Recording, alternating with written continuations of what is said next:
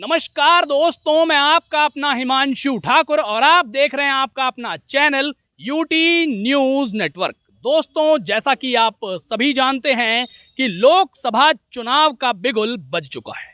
अब लोकसभा चुनाव को लेकर के चाहे भारतीय जनता पार्टी हो, चाहे कांग्रेस पार्टी हो, चाहे कोई अन्य राजनीतिक दल हो, सभी ने कमर कस के तैयारियां शुरू कर दी हैं। ऐसे में एक और जहां भारतीय जनता पार्टी और मोदी जी दावा कर रहे हैं कि अब की बार 400 पार, वहीं कांग्रेसी इनकी बात को नकारते हुए ये कहते हुए नजर आ रहे हैं कि अब की बार भाजपा फरार। जी हां, अब की बार भाजपा फरार। तमाम क्षेत्र के बुद्धिजीवी वर्ग से जुड़े लोग मेरे साथ मौजूद हैं। आगामी लोकसभा चुनावों को लेकर के इनसे चर्चा का दौर शुरू करते हैं। जी भाई साहब, कैसे हैं आप? ठीक है। लोकसभा चुनावों का बिगुल बज चुका है, किस प्रकार की तैयारी है, क्या होना चाहिए? सर, आपके घर की उन्नति जो है वो तभी होती है जब आप स्थिरता से कोई कार्य करें। इसी तरीके से आपके देश की उन्नति तभी होगी जब आप स्थिर सरकार देंगे। तो पूरे मेरा बेटा बाहर रहता है, उसी ने बताया कि पिछले 10 साल में हमारे लोगों की जो विदेश में रह रहे हैं उनकी इज्जत कई गुनी हुई है। और उसका कारण सिर्फ यही रहा कि यहाँ पर पिछले 10 साल से स्थिर सरकार है और पूरे दुनिया इस बात को मानती है कि भारत की सरकार स्थिर है। इसी वजह से उसकी डीपी भी बढ़ रही है, इसी वजह से वो उन्नति कर रहा है और इसीलिए भारत का नाम जापान, अमेरिका और चाइना इनके लेवल पे आ गया है। अगर ये सरकार स्थिर नहीं होती, आप कह रहे हैं कि भारत का नाम जापान, चाइना और बड़े बड़े देशों के लेवल पे आ गया है। बिल्कुल। एक और आपको कभी कभार जो है भारत को नेपाल भी धमकी दे जाता है। छोटी छोटी चीज़ों के ऊपर, जैसे आप रास्ते चल रहे हैं और हाथी चल रहा है तो वो कुत्ते भौंक रहे हैं, तो क्या हाथी को सारे काम छोड़कर कुत्तों के पीछे पड़ना चाहिए? तो जी भाई साहब, इन्होंने कहा है कि बीते कुछ सालों में भारत की जो साख बढ़ी है वो आज से पहले इतिहास में कभी ऐसी साख नहीं थी। क्या कहना चाहेंगे इनके लिए? देखिए, आपके चैनल के माध्यम से सभी लोगों का धन्यवाद। सभी लोग अपने डिबेट में हैं। सबसे पहले तो मैं इतना ही कहना चाहूँगा कि विकसित और विकासशील की परिभाषा मेरी समझ में नहीं आती। आप बता दीजिए परिभाषा। वो परिभाषा एक आप उसका सिलेबस देखिए, संविधान में लिखा हुआ विकसित कौन से देश हो, विकासशील कौन से देश हैं। जिस दिन ये परिभाषा समझ में आ जाएगी तो मैं समझता हूँ कि विकसित और विकास कहने से कुछ नहीं होता। भारत विकसित है या विकासशील है, ये बताइए। अभी तो विकासशील है, ये सबको पता है। ये तो नर्सरी से लेके बच्चा पैदा होता है, जब से लेके बड़े तक सबको पता है। लेकिन हम कहें वो बात अलग है, लेकिन हमें दिखना भी तो चाहिए ना। लेकिन जो भी कहता है, हम तो उस बंधु का यही कहते हैं, बस विकसित और विकासशील की परिभाषा नहीं समझ में आ रही। जी, किन मुद्दों पर अब की बार लोकसभा चुनाव लड़ा जाना चाहिए? धन्यवाद हिमांशु जी। देखिए, सबसे बड़ी चीज है किसान, जो इस देश की रीढ़ है। किसान है, श्रमिक है और देश का विकास है। सबका साथ, सबका विकास, इसी दम पे मोदी जी बोल रहे हैं 400 पार। और जहाँ तक फरार की बात कांग्रेस कह रही थी, तो आप देख लीजिए, अमेठी से राहुल गांधी जी फरार और प्रियंका गांधी जी दमन और दीव पता नहीं कहाँ जा रही है, आज न्यूज में था। तो फरार कौन हो रहा? अमेठी से राहुल गांधी फरार कोई नहीं होता है। चुनाव का अपना अपना क्षेत्र होता है। जहाँ भी होता है, कोई भी शीर्ष नेतृत्व होता है, कोई जहाँ भी जो आदेश करता है, जहाँ पार्टी जिसकी जिम्मेदारी देती है। इसी तरह फरार बता रहे हैं आपके मेरे मान्यवर दोस्त। जिस तरह से जो अभी टिकट दिया, पहली बार लिस्ट में आउट हुआ और कोई थे, पवन जी थे, कौन थे, वो वहाँ से एकदम से फरारी होकर टिकट मिलते। हो सकता है इनकी भाषा में उसे फरार को उसे कहते हैं। उसे फरार नहीं कहते, चुनाव लड़ा और फरार हो गए। अभी टिकट मिला और टिकट लड़ने के लिए मना कर दिया, शायद उससे अच्छा फरार तो मानता नहीं कौन होता है। जी अच्छा, एक तरफ भारतीय जनता पार्टी वाले 400 पार का दावा कर रहे हैं, वहीं कांग्रेसी कहते हैं कि अगर देश में बैलेट पेपर से चुनाव शुरू करा दिए जाएं, ईवीएम को हटाकर, तो 400 पार तो दूर की बात है भैया, भाजपा को 40 सीटें तक नहीं मिलेंगी। सिर्फ भारत को छोड़कर मैं बताना चाहता हूँ, और सब देशों में कंप्यूटर चल गया, भारत में भी कंप्यूटर चल गया।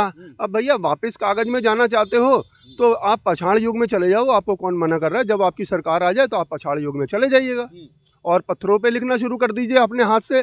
कंप्यूटर को छोड़ दीजिए, मना कौन कर रहा है? आप बैलेट पेपर की जगह कागज पर्ची बनानी शुरू कर दीजिए। चलिए जी भैया, मोदी जी ने और भारतीय जनता पार्टी ने एक तरफ तो 400 पार का दावा किया है, वहीं तमाम लोग ऐसा कहते हैं कि भाई मोदी ने तो ईवीएम हैक कर रखा है। चंडीगढ़ में जो चुनाव हुए थे और उसकी जो अभी दोबारा काउंटिंग हुई है सुप्रीम कोर्ट में, वहाँ पे 8 वोटों का घपला हुआ है। एक छोटे से चुनाव में जहाँ 8 वोटों का घपला हो सकता है, तो लोकसभा का चुनाव तो बहुत बड़ा है, वहाँ क्या नहीं हो सकता? सब कुछ हो सकता है। अगर ये बैलेट पेपर से चुनाव हो जाए तो पानी का पानी और दूध का दूध हो जाएगा। आपकी नज़र में कौन से मुद्दे हैं जो सबसे ज़रूरी हैं अब की बार के लोकसभा चुनाव के लिए? देखिए, सबसे बड़ा मुद्दा जो है वो तो विकास का ही है, लेकिन जो हमारे देश का विकास है वो हमें टीवी पे दिखाई देता है, न्यूज़पेपर में दिखाई देता है, ग्राउंड पे हमें कहीं दिखाई नहीं देता। हाँ, कि विकास की बात करते हैं, पहाड़ों में चले जाइए आप, प्रसव के लिए जब महिला हॉस्पिटल जाती है तो रास्ते में दम तोड़ देती है, उसे वो हॉस्पिटल तक नहीं पहुंच पाती है। अगर वो हॉस्पिटल पहुंच जाए तो वहां पे डॉक्टर नहीं मिलते, दवाइयां नहीं मिलती। किस विकास की बात करते हैं आप? कौन से विकास की बात? जी चलिए, और भी तमाम लोग हैं। जी, हिंदू राष्ट्र की बात को लेकर के मैं आपकी प्रतिक्रिया जानना चाहूंगा कि भाई हिंदू राष्ट्र क्या है और हिंदू राष्ट्र कितना सही? देखिए, हिंदू राष्ट्र तो है, हिंदुस्तान का नाम हिंदुस्तान है तो हिंदू राष्ट्र तो रहेगा भाई। हिंदुओं का स्थान, हिंदुस्तान का मतलब ये तो होता है, मैं पहले भी आपके माध्यम चैनल के माध्यम से कह चुका हूँ, ये इशूज नहीं है देश के अंदर। देश के अंदर जो इशूज है शिक्षा का है, रोजगार का है। क्या हुआ रोजगार का? अभी उत्तर प्रदेश के अंदर वैकेंसी निकली, 45 लाख लोगों ने वैकेंसी डाली, सबने पैसे दिए, सबने बच्चों ने कहीं वहाँ पे आत्महत्या हुई, वो सब भूल गए। ये कहना उसे रद्द कर दिया गया, वो तो एक ऑप्शन, जब परीक्षा आउट हो गई, जब लीक हो गया और कार्रवाई हो गई तो वो तो एक वो हो गया। लेकिन उन लोगों का क्या हुआ? उनके पैसे वापस करो। जो जितने लोग प्रार्थी बैठे हुए थे उसमें उनके पैसे वापस कर दो ना, उसमें क्या दिक्कत है? क्या कहना चाहेंगे भैया इनकी बात पर? बिल्कुल सही कह रहे हैं कि सभी जगह जहाँ हिंदू बोलते हैं हिंदुस्तान, तो ये हिंदुओं का स्थान है। कि अभी एक था यहाँ पे कि एक ही देश में दो कानून चलते थे, एक शहरिया का कानून चल रहा था, हिंदुस्तान के लिए हिंदुओं का अलग चल रहा था। अब इस पे अब सब कार्यक्रम चल रहा है, एक देश एक विधान एक कानून एक संविधान, उस पे काम चल रहा है। आपने उनकी बात का समर्थन कर दिया कि हिंदुस्तान हिंदू राष्ट्र होना चाहिए। अब मैं आपसे ये सवाल करना चाह रहा हूं कि अगर हिंदुस्तान हिंदू राष्ट्र है तो उन तमाम वीर बलिदानियों के संघर्षों का क्या होगा जिन्होंने आज़ादी के लिए संघर्ष किया, लेकिन वो मुसलमान थे, लेकिन वो सिख थे, लेकिन वो ईसाई थे, उनका क्या? देखिए, सिख की अब फिर जाएंगे तो थोड़ा लंबा होगा। सिख की उत्पत्ति, मुसलमान की उत्पत्ति सब इस देश के अंदर हुआ है। और जो हिंदुस्तान में रहा, हिंदू का मतलब हम देखिए, हम हिंदू हम सनातन है। कोई इस्लाम को कर सकता है, कोई ईसाई भी मान सकता है, लेकिन जैसे पाकिस्तान में रहने वाला पाकिस्तानी है, सऊदी में रहने वाला सऊदियन है, अफ्रीकन में रहने वाला अफ्रीकन है, वैसे हिंदुस्तान में रहने वाला हिंदुस्तानी है। इसमें ज़्यादा कोई ऐसी बात नहीं। हमारे काबिल दोस्त ने बहुत सही कहा, मैं इस बात का कह रहा हूँ, पहले भी बोल चुका है, इनका मैं सुन चुका हूँ। तो ये हिंदू राष्ट्र तो है ही, इसमें करने की क्या जरूरत है? बस थोड़ी सी कमी थी, वो अभी पूरी हो जा रही है। एक संविधान एक विधान एक कानून। अच्छा, मोदी जी को लेकर के ये बात खूब चलती है कि मोदी जी ने अडानी और अंबानी को देश बेचना शुरू कर दिया, इस पर आपकी क्या प्रतिक्रिया है? जहां मोदी जी की बात कर रहे हो कि भाई वो कोई नई बात नहीं है। आज जो है उन्होंने ट्रेन बेच दी तो लिखा हुआ अंबानी दिखाई दे रहा है। तो जब वो जहाँ तक की बात करेंगे बेचने की, तो पूरा हिंदुस्तान बेच दिया है। और बेचने के साथ साथ आज जहाँ विकास के मुद्दों पे काम होना चाहिए था, युवाओं के रोजगार पे काम होना चाहिए था, आज पूरे हिंदुस्तान के अंदर तो हाल ये है कि भरा हो पेट तो संसार जगमगाता है और खाली हो पेट तो ईमान डगमगाता है। आज युवा सड़कों पे बेरोजगार दर दर की ठोकरें खाने पे मजबूर है और आप अंबानी और अडानी की बात कर रहे हैं। अच्छा, आपने एक बहुत बड़ी बात कही कि पूरा हिंदुस्तान मोदी जी ने बेच दिया है, ये बताइए आप बिके हुए हैं कि नहीं? अरे तो जब बिके हुए आप बिके हुए हैं कि नहीं? हमारे एक जमाना ये था, कोई हमसे कहता कि आज जो है पूरा हिंदुस्तान 25,000 रुपये हर आदमी के ऊपर फ्री है। आज 2.5-3 लाख रुपए का हमारे ऊपर कर्जा हो गया हर व्यक्ति के ऊपर, जो गोद में है जो बड़ा है। तो ये बिका हुआ ही तो है यार। मतलब कुल मिलाकर आप ये मानते हैं कि भारत देश का हर नागरिक बिक गए, और क्या? आगामी लोकसभा चुनाव आपकी नजर में किन मुद्दों पर लड़ा जाना चाहिए? देखिए, आगामी जो चुनाव है उसका मेन मुद्दा जो है स्थानीय से जगह से होना चाहिए। हमारा जो मुद्दा है वो शहर है।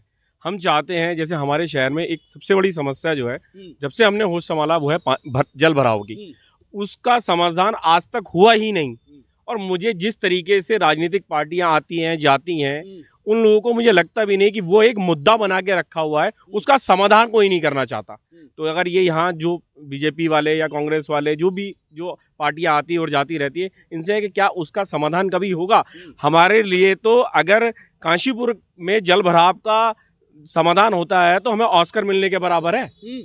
अच्छा, देखिए भैया, इन्होंने कह दिया है कि अगर हमारे काशीपुर की जन समस्याओं का समाधान सच में हो जाएगा तो काशीपुर को तो ऑस्कर मिल जाएगा। इनका कहना है कि शिक्षा, स्वास्थ्य और रोजगार के मामले में कहीं ना कहीं सरकार का फेलियर है। मोदी जी ने जो विकास कार्य किए हैं पूरे देश में किए हैं। ऐसा नहीं खाली काशीपुर के थोड़ी ध्यान रखेंगे, पूरे देश का विकास, पूरे देश की चिंता करते हैं वो। गिनाइए विकास, मैं गिनवाना चाहता हूँ। विकास शिक्षा के क्षेत्र में देख लीजिए कितने पहले कितने कॉलेज थे, अब कितने कॉलेज हैं। सर आप पानी की जी। आप बात घूम फिर के मोदी के पास आते हैं। अब बात मोदी जी की नहीं है, बात सरकार की नहीं है। बात यह है कि आप काशीपुर में यहाँ बैठे हैं तो आप सारे काम मोदी जी से वो करेंगे। यहाँ के जनप्रतिनिधि, यहाँ की सरकार। काशीपुर में एक भी नया कॉलेज बना हो तो आप बता दीजिए। 10 साल के अंदर काशीपुर में एक भी नया कॉलेज बना हो तो बता दीजिए। हम यहाँ पर रोटी खाने के लिए नहीं आए हैं। रोटी तो हर चीज को, हर इंसान को और हर जानवर कॉलेज को से रोटी नहीं मिलती। आप पूरी बात सुन लीजिएगा। इसी तरीके से हमने सिर्फ अपने घर को नहीं देखना, अपने देश को देखना है। देश की उन्नति जहाँ से हो रही है, दिखाई दे रही है। रोटी की समस्या किसी को नहीं है। आज की डेट में भी 500 से 700 रुपए में अगर हम 500 से 700 रुपए में भूखे क्यों मांग रहे हैं? ये रोडों पे मांगते हुए क्यों घूम रहे हैं? बिना शिक्षा के लोग जो हैं अशिक्षित क्यों रह जाते हैं? अगर आप लोग शिक्षा दे रहे हैं, भूखे मरते क्यों हैं बिना इलाज के? 700 रुपए में आज की डेट में भी काशीपुर में कहते हैं ना रोटी नहीं मिल रही। 700 रुपए में मजदूर मिलने को तैयार नहीं है। आप सब लोग यहाँ हैं, घर के मजदूर को लिए अगर कोई मजदूर लेना चाहेंगे, स्टेशन पे सुबह रेलवे स्टेशन पे आइए, आप एक ट्रॉली भर के, ट्रक भर के ले जाइए, इतने मजदूर हैं। मेयर बीजेपी की है, सांसद बीजेपी की है, समझे, और अधिकतर पार्षद बीजेपी की है। तो जिम्मेदारी तो पार्टी की होगी, जिम्मेदारी तो पार्टी की होगी। देखिए सबसे बड़ी बात जो है इसमें यह, अभी एक साहब हमारे एक भारतीय जनता पार्टी के हैं, बहुत कार्यकर्ता थे, कह रहे थे कि एक ही कानून एक ही सब कुछ। हम इस बात का समर्थन करते हैं। पुष्कर धामी जी ने हमारे युवा मुख्यमंत्री हैं, मैं उनका बहुत रेस्पेक्ट करता हूँ व्यक्तिगत, मुख्यमंत्री व्यक्तिगत के लिए। लेकिन अभी चला कि एक कानून बहुत बढ़िया है, सरिया कानून तो चलो एक अलग चीज़ है, लेकिन उसमें सबसे महत्वपूर्ण ये है जब एक सिलेंडर कहीं 500 रुपये का मिल रहा है दूसरे स्टेट में, क्या उत्तराखंड के अंदर वो लागू नहीं हो सकता? वो कानून लागू क्यों नहीं है? पूरे उसके अंदर यही करवाओ। देश में रोटी की कोई कमी नहीं है, भाजपा ही ने कह दिया है। भाजपा की तरफ से ये एक तरीके से बयान मानेंगे। हम तो देश की बात नहीं कर रहे, हम बात कर रहे हैं माननीय सांसद जी की। 5 साल सांसद रहे, कहाँ दिखाई दिया? एशिया का सबसे बड़ा फ्लाईओवर काशीपुर के अंदर बन गया है। और सबसे बड़ा दुर्भाग्य है, रात को 12 बजे सरकारी अस्पताल के अंदर जाते हैं और डॉक्टर चिल्लाते हैं, कोई माई कलाल नहीं दिखाई देता। कहाँ इनकी आंखें बंद हो गई? जहाँ ये कहते हैं क्यों नहीं दिखाई देता कोई माई कलाल? इनके सवाल का जवाब चाहिए। बिल्कुल ठीक कह रहे हैं। काशीपुर के हो सकता है विधायक या मेयर या किसी चीज़ में कोई कमी हो सकती है।